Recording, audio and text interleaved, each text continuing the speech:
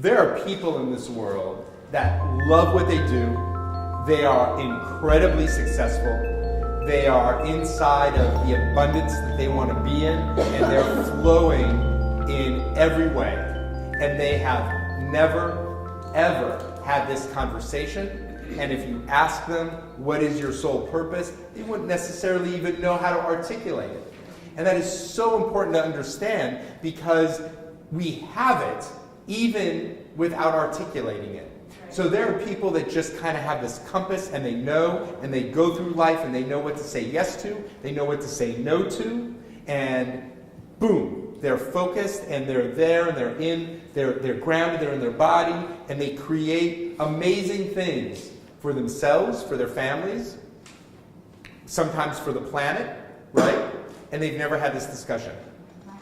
So you don't need to have the discussion or even identify your purpose in order to live it. And that's important to understand. Now, for those of us, myself included, who not only wants to have the discussion, but I have felt like it's been so beneficial for me to be able to be in the discussion. That's just like part of the fun. For me, part of the game is the discussion. So for those of us who want to have the discussion, it might also mean that there's moments in our life where we're at a crossroads.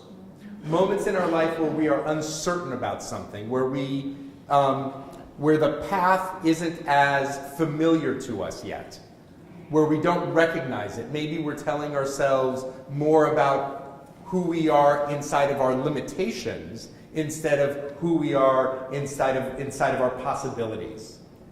For those of us who are in that space, having this discussion becomes really, really important.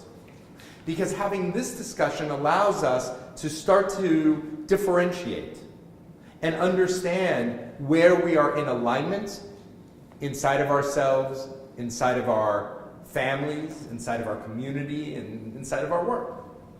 So the question is, do you need to understand your work before you understand the sole purpose, or vice versa?